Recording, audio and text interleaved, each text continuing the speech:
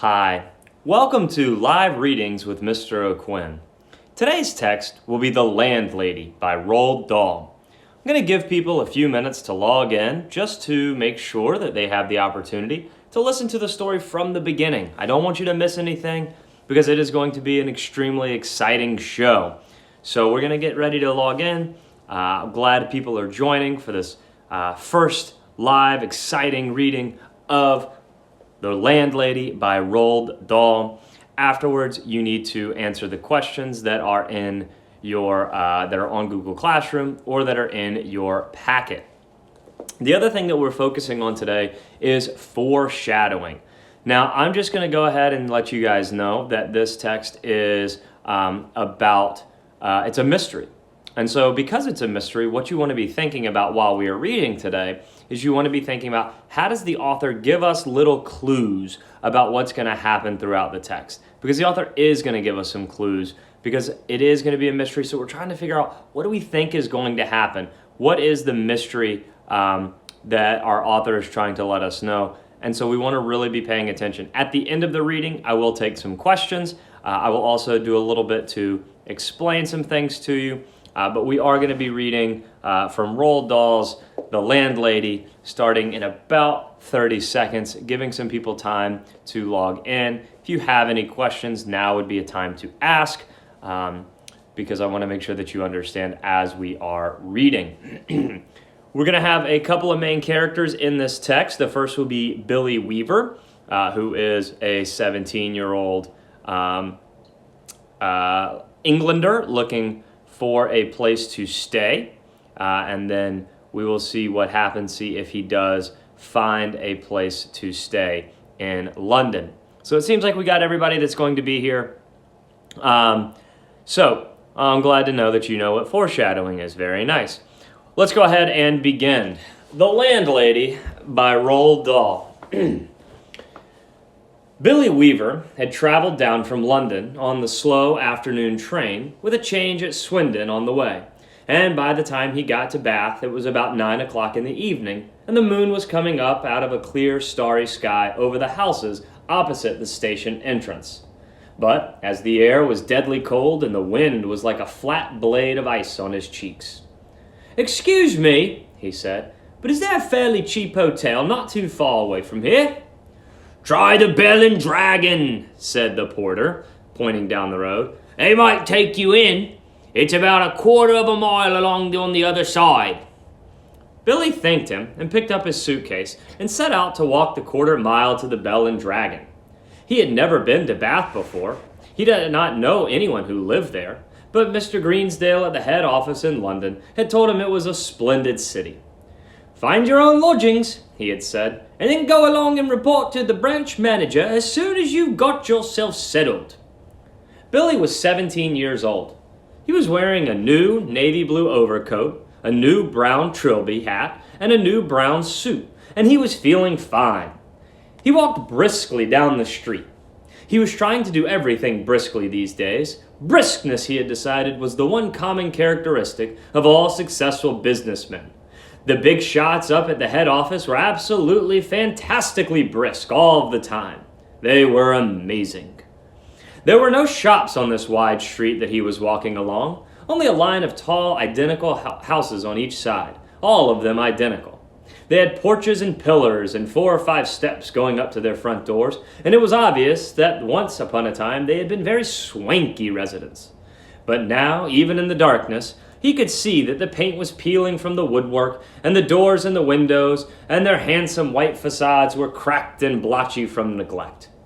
Suddenly, in a downstairs window that was brilliantly illuminated by a street lamp not 6 yards away, Billy caught sight of a printed notice propped up against the glass in one of the upper panes, and it said, "Bed and Breakfast." There was a vase of yellow chrysanthemums, tall and beautiful, standing just underneath the notice. He stopped walking. He moved a bit closer. Green curtains, some sort of velvety material, were hanging down on either side of the window. The chrysanthemums looked wonderful beside them. He went right up and peered through the glass into the room, and the first thing he saw was a bright fire burning in the hearth. On the carpet in front of the fire, a pretty little dachshund was curled up asleep with its nose tucked into his belly. The room itself, so far as he could see in the half-darkness, was filled with pleasant furniture. There was a baby grand piano and a big sofa and several plump armchairs, and in one corner he spotted a large parrot in a cage. Animals were usually a good sign in a place like this, Billy told himself, and all in all, it looked to him as though it would be a pretty decent house to stay in. Certainly it would be more comfortable than the Bell and Dragon. On the other hand, a pub would be more congenial than a boarding house. There would be beer and darts in the evenings, and lots of people to talk to, and it would probably be a good bit cheaper, too. He had stayed a couple of nights in a pub once before, and he had liked it. He had never stayed in any boarding houses, and to be perfectly honest, he was a tiny bit frightened of them. The name itself conjured up images of watery cabbage, rapacious landladies, and a powerful smell of kippers in the living room. After dithering about like this in the cold for 2 or 3 minutes, Billy decided that he would walk on and take a look at the Bell and Dragon before making up his mind. He turned to go. And now a queer thing happened to him. He was in the act of stepping back and turning away from the window when all at once his eye was caught and held in the most peculiar manner by the small notice that was there. Bed and breakfast, it said. Bed and breakfast, bed and breakfast, bed and breakfast. Each word was like a large black eye staring at him through the glass, holding him, compelling him, forcing him to stay where he was and not walk away from that house. And the next thing he knew, he was actually moving across from the window to the front door of the house, climbing the steps that led up to it and reaching for the bell. He pressed the bell. Far away in the back room, he heard it ringing, and then at once, it must have been at once because he hadn't even had time to take his finger from the bell button, the door swung open, and a woman was standing there. Normally, you ring the bell and you have at least a half-minute's wait before the door opens, but this dame was like a jack-in-the-box. He pressed the bell, and out she popped. It made him jump. She was about 45 or 50 years old, and the moment she saw him, she gave him a warm, welcoming smile. "Please come in," she said pleasantly. She stepped inside, holding the door wide open, and Billy found himself automatically starting forward into the house. The compulsion, or more accurately, the desire to follow after her into that house was extraordinarily strong. "I saw the notice in the window," he said, holding himself back. "Yes, I know. I was wondering about a room." "It's all ready for you, my dear," she said. She had a round pink face and gentle blue eyes. I was on my way to the Bell and Dragon," Billy told her, "but the notice in your window just happened to catch my eye." "My dear boy," she said, "why don't you come in out of the cold?" How much do you charge?" 5 and 6 pence a night, including breakfast." It was fantastically cheap. It was less than half of what he had been willing to pay. "If that's too much," she added, "then perhaps I can reduce it just a tiny bit. Do you desire an egg for breakfast? Eggs are expensive in the moment. It would be 6 pence less without the egg." 5 and 6 pence is fine," he answered. "I should very much like to stay here." "I knew you would. Do come in." She seemed terribly nice. She looked exactly like the mother of one's best school friend welcoming one into the house to stay for Christmas holidays. Billy took off his hat and stepped inside the threshold. "Just hang it there," she said, "and let me help you with your coat." There were no other hats or coats in the hall. There were no umbrellas, no walking sticks, nothing. "We have it all to ourselves," she said, smiling at him over her shoulder as she led the way upstairs. "You see, it isn't very often that I have the pleasure of taking a visitor into my little nest." The old girl is slightly dotty, Billy thought to himself, but at 5 and 6 pence a night, who could give a damn about that? "I should have thought you'd be simply swamped with applicants," he said politely.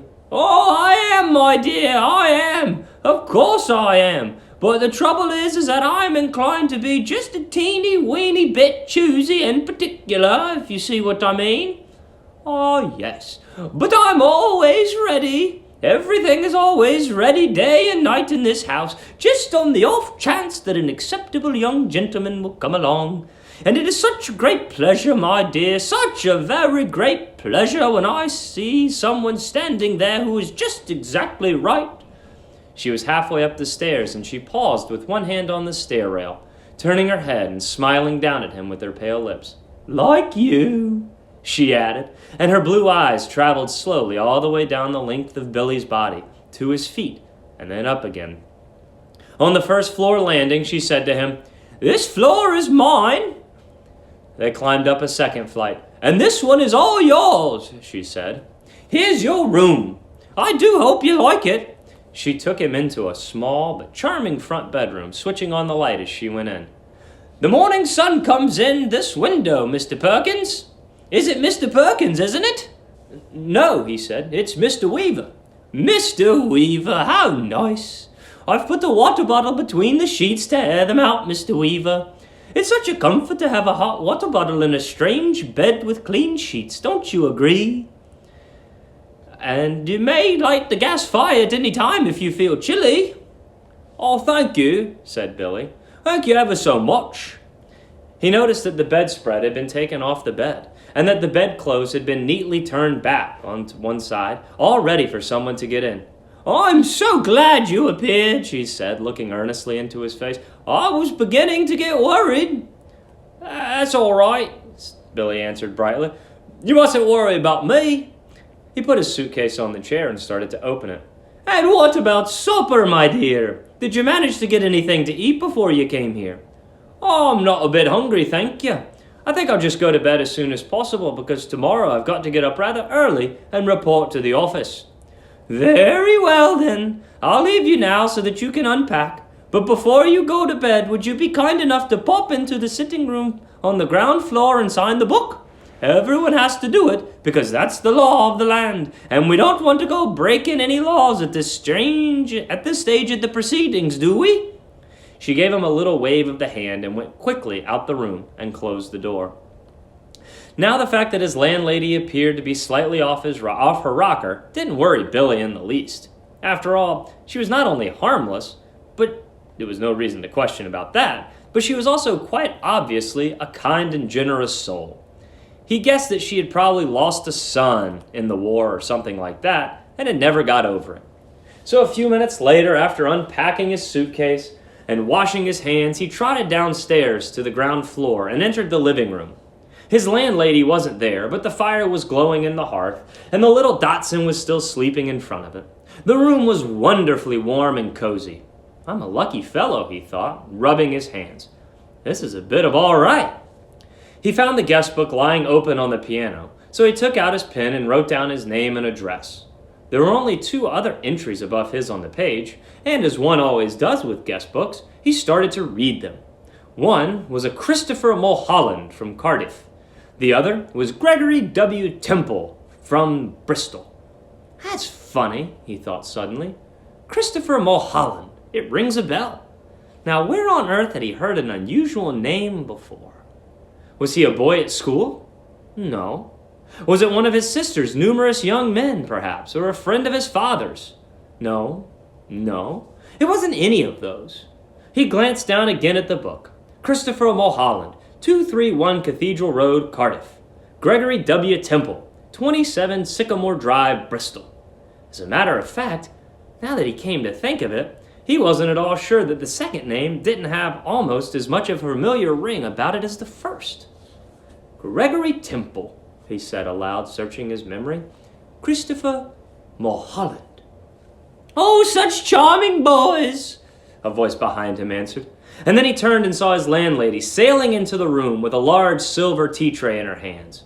She was holding it well out in front of her, but rather high up, as though the tray were a pair of reins on a frisky horse. "They sound familiar somehow," he said. "They do? How interesting. I'm positive I've heard those names before somewhere. Isn't that queer? Maybe it was in the newspapers. They weren't famous in any way, were they? I mean, famous cricketers or footballers or something like that? Famous? She said, setting the tea tray down on the low table in front of the sofa. Oh, no, I don't think they were famous, but they were extraordinarily handsome, both of them, I can tell you that. They were tall and young and handsome, my dear, just exactly like you.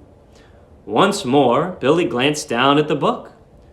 Look here, he said, noticing the dates. This last entry is over 2 years old. It is? Yes, indeed. And Christopher Mulholland's is nearly a year before that. More than 3 years ago. Dear me, she said, shaking her head and heaving a dainty little sigh. I would have never thought it. How time does fly away from us all, doesn't it, Mr. Wilkins? It's Weaver, Billy said. W-E-A-V-E-R. Oh, of course it is, she cried, sitting down on the sofa. How silly of me. I do apologize. In one ear and out the other, that's me, Mr. Weaver. You know something, Billy said. Something that's really quite extraordinary about all this. No, dear, I don't. Well, you see, both of those names, Mulholland and Temple, I not only seem to remember each one of them separately, so to speak, but somehow or other, in some peculiar way, they both appear to be sort of connected together as well, as though they were both famous for the same sort of thing. If you see what I mean, like Dempsey and Tunney, or for example, like Churchill and Roosevelt. Oh, how amusing, she said. But come over here now, dear, and sit down beside me on the sofa, and I'll give you a nice cup of tea and a ginger biscuit before you go to bed. Oh, you really shouldn't bother, Billy said. Oh, I didn't mean you to do anything like that. He stood by the piano, watching her as she fussed about with one of the cups and saucers. He noticed that she had small, white, quick-moving hands and red fingernails. I'm almost positive it was in the newspapers I saw them, Billy said. I'll think of it in a second. I'm sure I will. There's nothing more tantalizing than a thing this which lingers just outside the borders of one's memory. He hated to give it up. Now, wait a minute, he said. Wait a minute, Mulholland. Christopher Mulholland. Wasn't that the name of the Eton schoolboy who was on a walking tour through the West Country? Then all of a sudden, milk, she said, and sugar? Oh, yeah, yes, please. And then all of a sudden, Eton boy, she said. Oh, no, my dear, that can't possibly be right, because my Mr. Mulholland was certainly not an Eton schoolboy when he came to me. He was a Cambridge undergrad. Come here over here now and sit next to me and warm yourself in front of this lovely fire. Come on, your tea's all ready for you. She patted the empty place beside her on the sofa, and she sat there smiling at Billy and waiting for him to come over. He crossed the room and sat down on the edge of the sofa. She placed a teacup on the table in front of him. There we are, she said. How nice and cozy this is, isn't it? Billy started sipping his tea. She did the same. For half a minute or so, neither of them spoke, but Billy knew that she was looking at him. Her body was half turned towards him, and he could feel her eyes resting on his face, watching him over the rim of her teacup. Now and again, he caught a whiff of a peculiar smell that seemed to emanate from her person. It was not in the least unpleasant, and it reminded him, well, he wasn't quite sure what it reminded him of. Pickled walnuts? New leather? Or was it the corridors in the hospital? Mr. Mulholland was a great one for his tea, she said at length. Never in my life have I seen anyone drink as much tea as dear, sweet Mr. Mulholland. I suppose he left fairly recently, Billy said. He was still puzzling his mind about the two names. He was positive now that he had seen him in the newspapers, in the headlines. Left?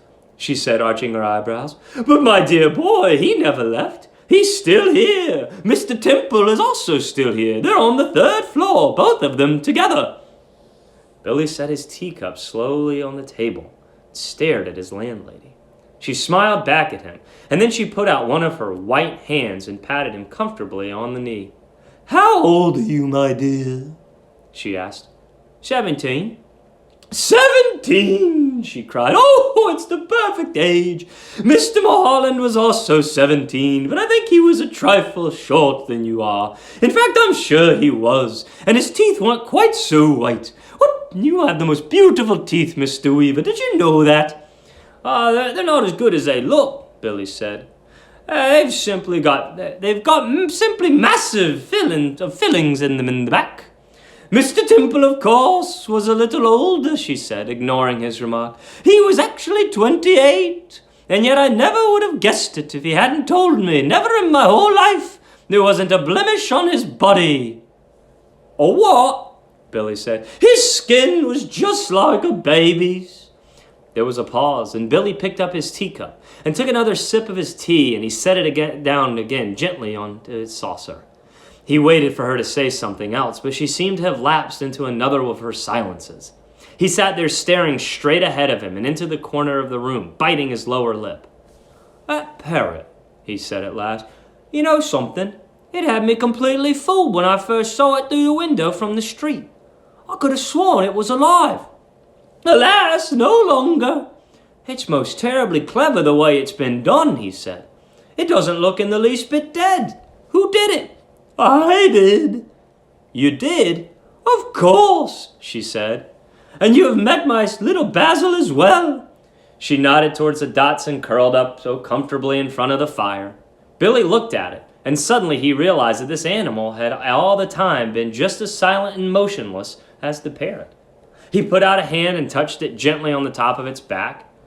Then the back was hard and cold, and when he pushed the hair to one side with his fingers, he could see the skin underneath, grayish, black, and dry, and perfectly preserved. Good gracious me, he said. How absolutely fascinating.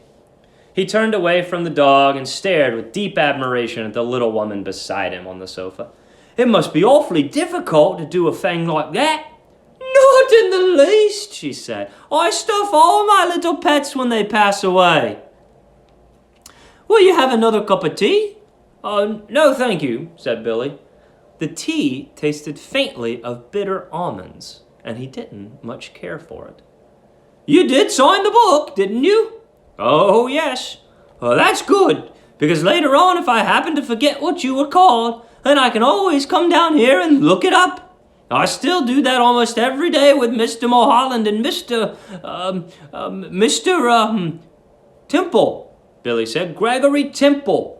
Excuse me asking, but haven't there been any other guests here except them in the last 2 or 3 years? Holding her teacup high in one hand, inclining her head slightly to the left, she looked up at him out of the corners of her eyes and gave him another gentle little smile. No, my dear, she said, only you.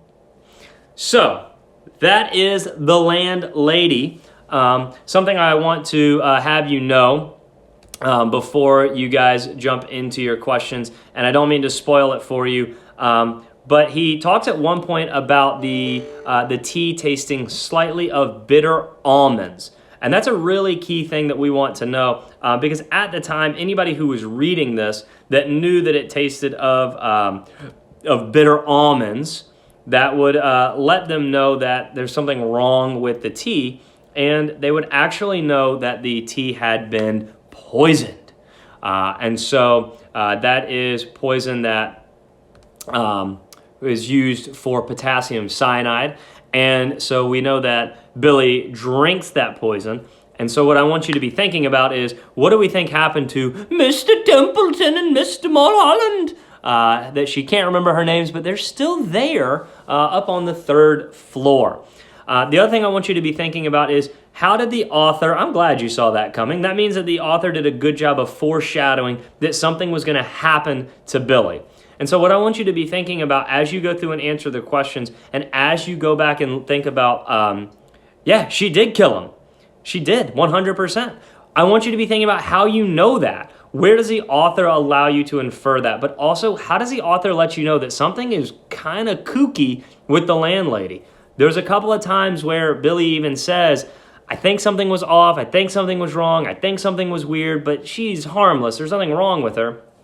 But where does the author let you know that No, there's actually going to be a lot more to this than you think it is. And some things I want you to pay attention to in foreshadowing. I want you to pay attention to the weather. The weather can be very, very key. So how the weather is described is something that might be. How a character is feeling. I also, with this one, the author does a great job of foreshadowing by how is she already prepared for Billy to show up? That's something I want you to think about. So there are a lot of things to think about as you get through the text. And then in your 2-paragraph essay, not really an essay, just 2 paragraphs, you're going to write about how foreshadowing creates a mood. What is the mood of this text? As I was reading it, as I was the landlady and Mr. Billy Weaver, what kind of feelings did you start to pull out? How did you start to get the sense of like, uh-oh, something's not going to go well? Because foreshadowing is going to give you that mood that things were not going to go well. And so I want you to identify very specific areas where the author has done that. So be thinking about that as you are answering those questions. Does anybody have any questions before I log off? It seems like as I was reading, we had some good thoughts. Some people could see what was happening. That was great. I'm glad to know that we were starting to notice. I'm glad that people knew what it was. I appreciate the saying that I did a good accent. I appreciate that. Are they pets? That's a really good thought, because she even says, I stuff all of my pets after they've died. And so you can start to think, what does she think about Mr. Temple, Mr. Mulholland, and Mr. Weaver, Billy? Does she actually see them as people, or does she kind of see them as pets? I think that's a really good observation to make about how she views the people that stay in her boarding house. Any other questions that we have? I want you to feel really good about foreshadowing. The author letting you know that something is going to happen later on in the text. Where does she put all the people that she killed? So we know that she only killed 2 other than Billy, and she actually says where they are. We know that they're on the 3rd floor of their house, but she's kept them there, and she stuffed them like you would an animal, which is kind of gross. So I want you to be thinking about all that. So again, how is the author creating this kind of horror or mystery mood as you are reading? And how is the author foreshadowing that something bad is going to happen to Billy, or something bad is going to happen to anybody? That is a bad idea. I agree. I think killing people and stuffing them is a pretty terrible idea as well. But that's why it's in the horror genre. Okay. If you have any questions, please send me a DM. Please text me. You can give me a call. You can shoot me an email. Make sure as you are, yes, that's exactly what she did with them. 100%. Make sure that if you're doing this on Google Classroom, which I hope all of you are, because it's the easiest way for me to check that you're doing this, please make sure that you're submitting turn in. Okay. I also want you to make sure you're staying on top of your work. There is a new short story every single day. Tomorrow we are going to be reading The Scholarship Jacket. Not nearly as dramatic as The Landlady. It's a little more realistic fiction, but that's tomorrow. If we do not have any more questions, yes, it's very messed up. I know. That's why it's horror.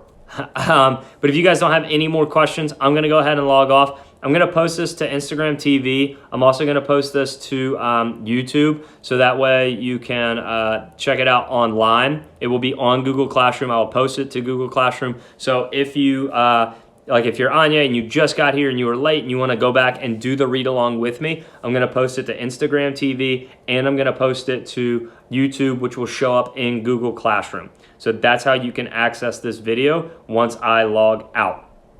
Okay, any more questions before I go? I'm going to give us another 30 seconds for questions. Some people were asking, was I actually reading? No, this is not a real book. I was reading off the computer. I just thought it looked cool. I thought I looked like I was in those old-timey things reading by the fireplace. And I don't have a fireplace, so I thought that would be kind of fun. Okay, so I'm going to go ahead and log off. I'm going to upload this video to Instagram TV. I'm going to upload this video to YouTube, which will be on my channel, and it will be on Google Classroom, so you can follow me on all 3 of those places if you would like to watch the read-along and get the work, and then answer your questions in Google Classroom. Text email. Make sure you submit and turn in on Google Classroom or text it to me, whatever you need to do. That way you could get it the credit. I know it's a real messed up story. Guys, the stories that we're going to read over the next 2 or 3 weeks, there are some really messed up stories. They're some of my favorite short stories, which is why I chose them. They're really trippy. I started us off with a really fun one. Later on this week, we're going to do some really crazy ones. Cask of Amontillado is going to be crazy. That's my favorite one. The Telltale Heart is going to be really trippy. So we're going to definitely continue to read kind of these weirder horror mystery stories. So please make sure you're following on because they are great.